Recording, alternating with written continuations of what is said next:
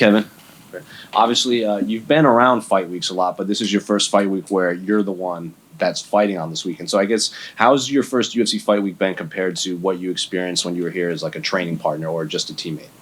Yeah, it's very similar. The only difference up to now is they put some makeup on my face. Otherwise, that's been the same thing already. So yeah, more medias obviously, but yeah, I was expecting it. So yeah, that's so good. And we don't often see a person making their debut at media days or on the embeds or everything like that. So why do you think the UFC is targeting you so much in all of these media obligations and everything? Couple of things. I would say, first off, I'm lucky to come from a gym with these big names. And that helps me because that's probably one of the main reasons why I'm fighting on a pay-per-view right away. That helps a lot.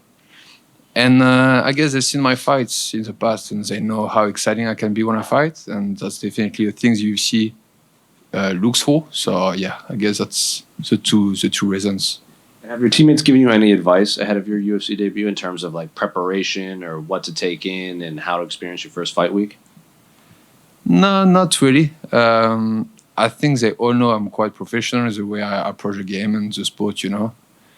And yeah, again, like I've been around them for a few years now, so I've seen those times many times, and I think that's the same thing. So I just need to stay focused on the goal, winning the fight, and that's it.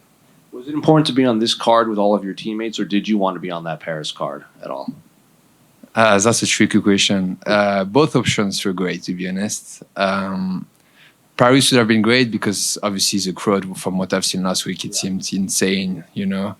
And I've never fought back home. So that would have been great. But at the same time, fighting here in Australia, having all my teammates, all my friends, all my team around me, having only to fly 3 hours instead of 30 hours, that's a big thing for the UFC debut, you know. And that's a pay-per-view. So for a first fight, I guess it couldn't be any better.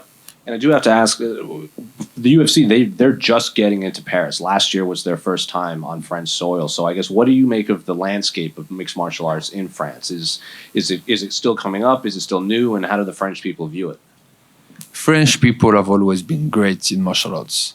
The thing is that's all about opportunities. If you don't get the opportunity to show yourself and show how good you are, nobody knows about it. But for everyone who's been in France training over there, like there is very, very good people training and competing out of France. And now I really believe that's a beginning. And within the next 3 to 5 years, I'm sure there will be plenty of French fighters on the UFC roster. Kevin, a lot of us here in Australia assume that when you won the Hex middleweight title back in May, that you would probably be getting a shot at the UFC. But for you, what was that initial feeling like being told that you were being signed and were going to be, debuting on this card? Yeah, it was a good feeling, but at the same time, you know, I've been working on it for a few years now. That's not like I didn't expect it or anything. I knew it was going to happen eventually. I didn't know when, but I just think the timing is perfect, you know. I feel ready physically, mentally, and I just think the timing is perfect. And yes, I'm excited for this weekend. What are your thoughts on Australian MMA? Obviously, you competed in Eternal and Hex as well. What are your thoughts on the Australian MMA scene at the moment? Obviously, you know, being a Hex double champion was a massive thing. Now you're signed to the UFC. So, you know, you've been in the Australian circuit for a number of years now and seen the progression of it. How do you view the Australian scene for mixed martial arts at the moment? Yeah, I think it's great. Like something Australia and New Zealand is growing. You watched a few years ago, not many people knew about it, and now that's crazy. We have so many high-level fighters coming on from this part of the world, including 2 champions, which is quite insane. And I'm sure that's growing and growing. And same thing within the next few years, we'll have even more people coming from this part of the world. Yeah. Your opponent, he also took a sort of a long road to get here. I think he's around the same age as you. What are your thoughts on him? What do you know about his game? And how are you looking to finish this fight and make your debut? Well, I've seen a couple of his fights on YouTube, obviously. But yeah, I've just seen he seems to be an aggressive striker. He seems to be very good at his craft.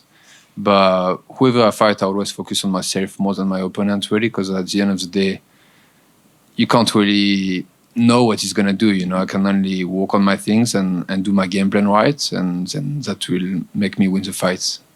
Thank you, Kevin. Thank you. Hey, Kev, take us into the time that you spent at CKB, because I know you went from Absolute MMA to CKB, and everybody knows you for your judo. But how do you compare yourself to when you joined up to CKB to the fighter that we see right now going into the UFC? Man, I have changed so much. Back then, like when I moved to CKB, I thought my striking was good, and I got there the very first time in 2019, and I got my ass kicked by most people, And I just realized that I really needed to get better in striking, and that's why I've made the move over there.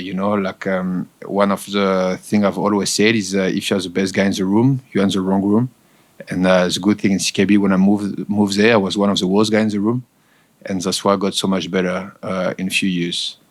What is it about, obviously amazing fighters, but what is it about CKB that's been able to create so many, guys on the roster that are able to get all this success? Like, for example, I know that, it's hard to sometimes connect with fighters, especially when they've already had a bit of a career and they've fought, but they're really good at being able to bring out aspects in fighters when they join up to the gym and sort of polish up areas that they haven't been able to polish up before. Yeah, I think the fighters and the trainers have a lot of experience, and they just are very good at sharing it with us and teaching us the right things. And everyone has different style, and the coaches are very good at adapting to each and every single fighter. And everyone is getting better that way. And just having so many good people on the mat helps to get better every single day. Has Eugene had to yell at you because you've taken it easy in a spider before, or have you had to deal with that one yet? Nah, he yells at me every single day, but not because I take it easy. I'm definitely not this kind of guy who trains easy. I train hard every day. I'm the kind of guy who always show up at the gym, fight or no fight. I'm always here to train and get better. I think on the goal on the long term and not only on the short term. So for training, that's not a problem. I'm always here. I'm always ready to train. And I mean, 6 fights, 1 card for CKB.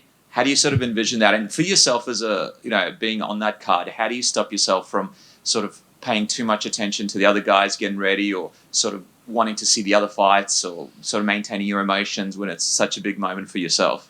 So that's why I'm so lucky I'm the first fight of the night. So at least it makes it easier for me. I'm going to be the first one to get the win for the team and make sure the team is on a good roll. And then I will be able to enjoy my mates fighting and just watch them. And that's going to be much more enjoyable for me than for the other guys, I guess. Kevin, just over here, man. I think it was in Freestyle Bender. There was like a behind the scenes where it showed like the moment you found out that you were in the UFC. You kind of joked like that you were asking Huge like 2,000 times. What was that back and forth like asking him, hey man, am I in, am I in, am I in? You would have been so anxious by the end of it, I imagine. Yeah, man. After I won my last fight for the Hex welterweight title and I became the first 2-division champion on Hex, first time in Australia, I got pretty much, I thought that was going to happen sooner than later, but that didn't happen immediately. So it started to kind of stress me out, because I'm like, damn, I've done everything. I showed everyone I'm the best welterweight and middleweight out of this country, and I still didn't get the call. So if it doesn't happen now, when is it going to happen? Is it even going to happen, And but I stayed ready. But as I said in the video, I asked him a lot of times, many times. But and he was like, "Yeah, stay ready. Don't worry. That's probably gonna happen. Stay ready. Stay ready." And it did happen. So now it's all on me to show why they've done the right choice of calling me. Is it almost a better scenario that this is the card that you're making your debut on, as opposed to maybe earlier? Yeah, I guess so. Because sometimes when you really want something, it just makes you better, So, I could have got it earlier maybe, but now I'm more ready than I was last month or 2 months ago or 3 months ago. So, it's better now. It's interesting because you say that when you started at CKB, you were the worst guy in the room. And I think it was in that video or in his movie, I'm not sure, but you just saying like you had a really dominant sparring day against Israel. And I know sparring's up and down kind of thing, but like, what do those days do for you when you've got the middleweight champion and you're able to be competitive with a guy, that special? Yeah, man, that's as you say, that's sparring. You know, one day someone wins, the other day that's the other guy. At the end of the day, it doesn't matter. We're only sparring and helping each other to get better and winning our fights. The main thing is all of us win on fight nights. That's what really matters. But yeah, like training with the best guys in the world helps you to realize how good you are or how bad you are, really. You know, and I'm lucky enough to have some of the best fighters in the world to train on a daily basis. And that's one of the reasons why I know I've been ready for a long time. Thanks, man. Thank you. Kevin, just over here. Obviously, now after training with Israel for some time, I was just wondering if you could give us a prediction for the main event, and if you see a finish, which round is it going to happen in? I definitely see a finish from Is. I think he will finish him in the second or third round. Kev, we've heard so much about Eugene telling you you're in the UFC, but have you spoken to matchmakers or Dana yet? Have you had those conversations? No, not yet. Ash and Huge did the work for me, and I'm sure I get the opportunity to see them on Fight Night. I'm not too sure who is coming, but I guess all 3-4 of them. So let's see, but I'm sure I get the opportunity to meet them. I'm looking forward to it, but I didn't get to meet them just yet. Were you able to get some of your family down for the fight? Yeah, man, I'm actually very happy. I got my mom and my siblings coming over, so that's a long way to come. But that's memories, and they will remember forever. So yeah, I'm very grateful they are coming. They should be there by tomorrow now.